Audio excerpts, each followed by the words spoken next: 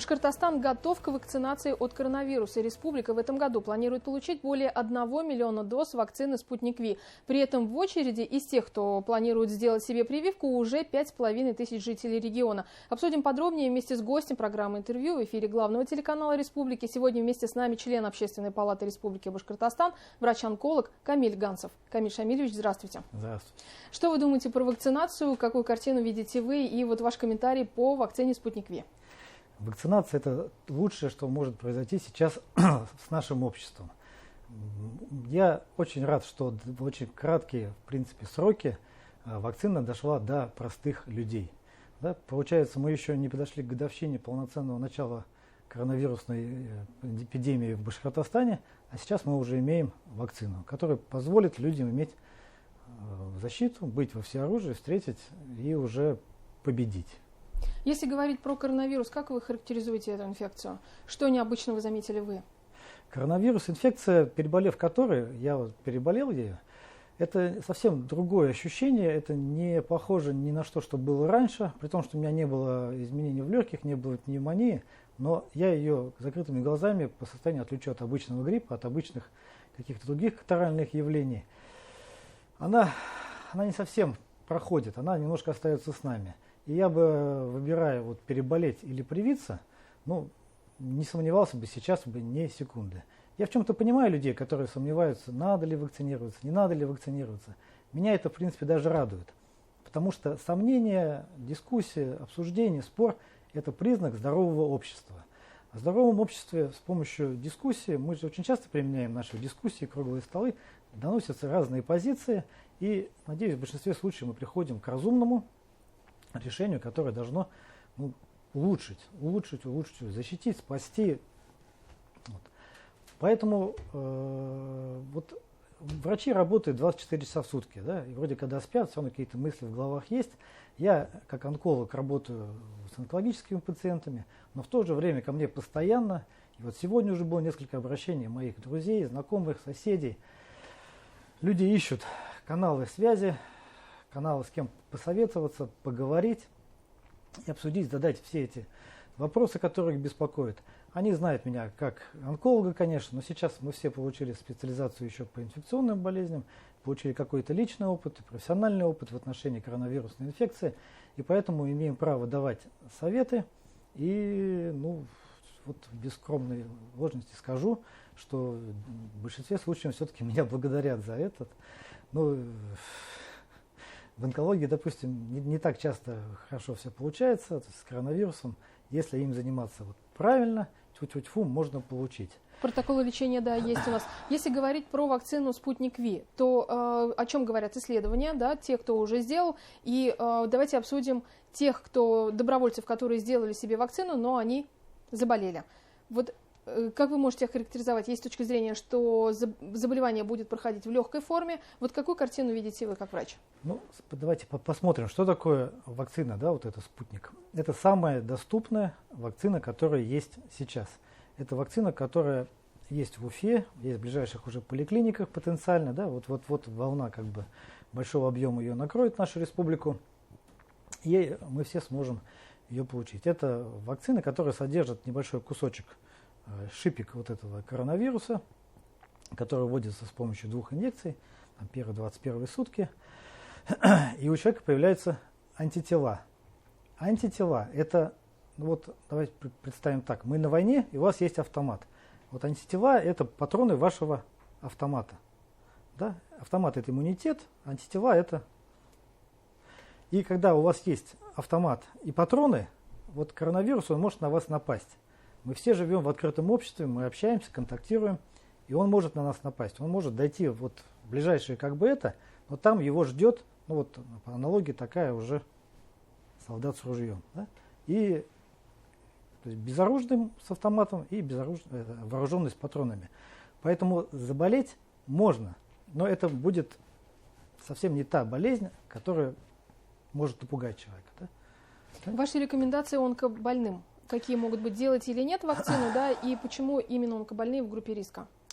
Онкопациенты делятся у нас на примерно две группы. К счастью, тех, кто пролечены, гораздо больше, чем те, кому предстоит лечение по поводу онкологического заболевания. Так вот, те, которые получили полноценное лечение, перешли в третью клиническую группу, в принципе, у них нет противопоказаний к вакцинации. Поэтому я своим пациентам, которые в таком состоянии, говорю, ограничений нет. Смотрите сами, если вы хотите, я не против. Ко мне, как онкологу, мои пациенты обращаются по разным вопросам, в том числе и по поводу прививок, поэтому эта дискуссия у меня происходит тоже несколько раз за неделю. Те пациенты, которым предстоит только специальное лечение, да, в онкологии это хирургическое, лучевое, лекарственное, им прививаться лучше чуть попозже, потому что, как у каждой вакцины, не бывает вакцины без осложнений. Не бывает. Не верьте никому, кто скажет нет осложнений.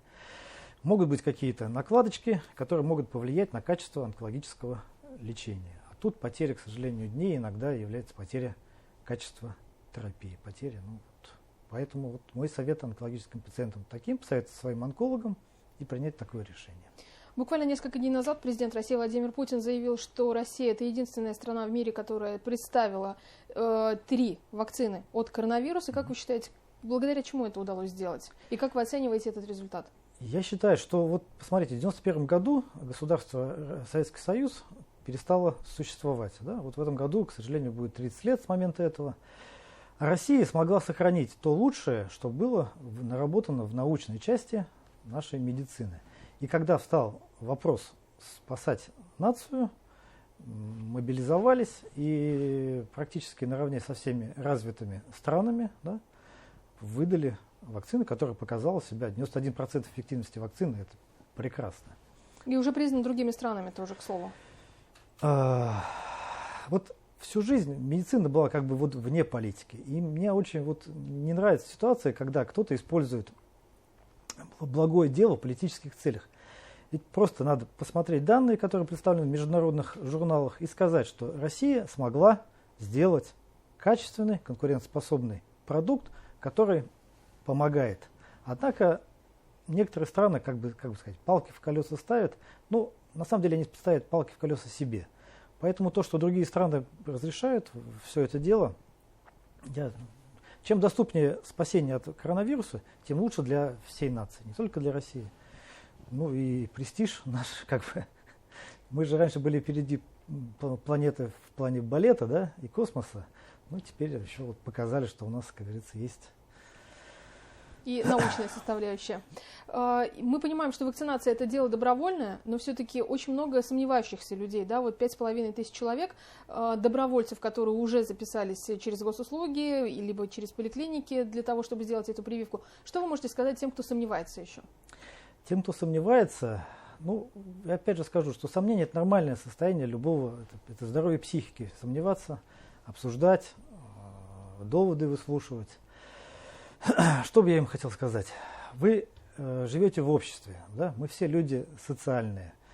Помните не только то, что вы за себя отвечаете, но отвечаете за своих близких. И отслеживая ситуацию в семьях своих знакомых, близких, я вижу, что очень часто коронавирус приносят домой дети, школьники, которые чихнули, кашлянули, побежали дальше, не заметили, как они переболели коронавирусом.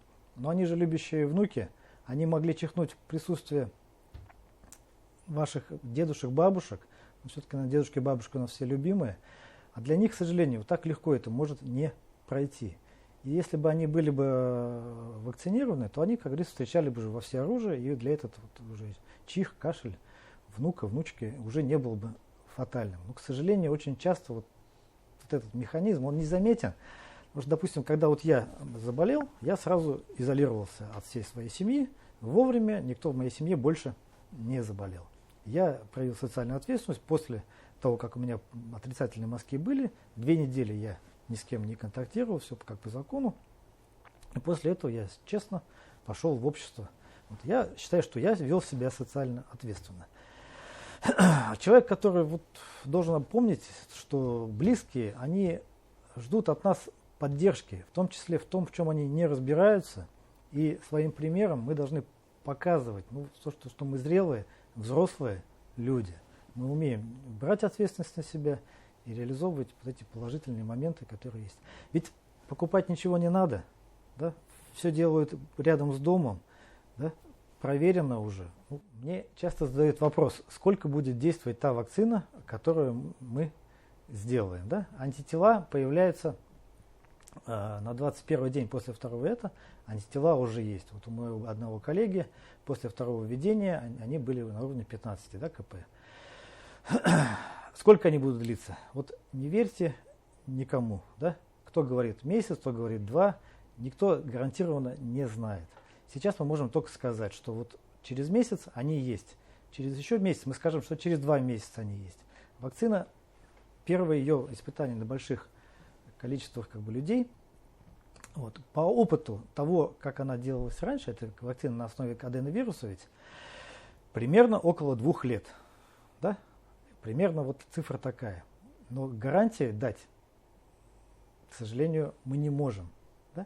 Но я, например, верю в то, что наша научная база, принцип тот же, организмы примерно те же, поэтому вот ориентируемся на эту цифру.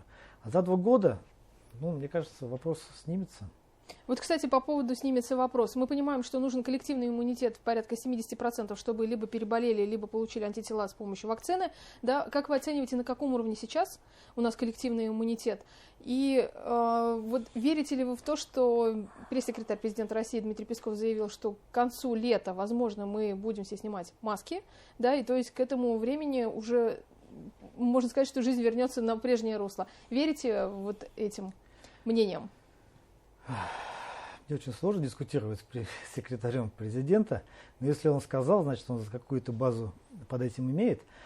Наш министр здравоохранения Мурашко, он сказал, что к лету, к июлю, да, мы привьем абсолютное большинство наших граждан. То есть он ведь тоже это говорил на базе того, что мощности заводов изготовят нужное количество вакцины, а, соответственно, поликлиники сделают все, чтобы люди имели доступ к этому вакцинированию. Поэтому, в принципе, я считаю, что мы справимся.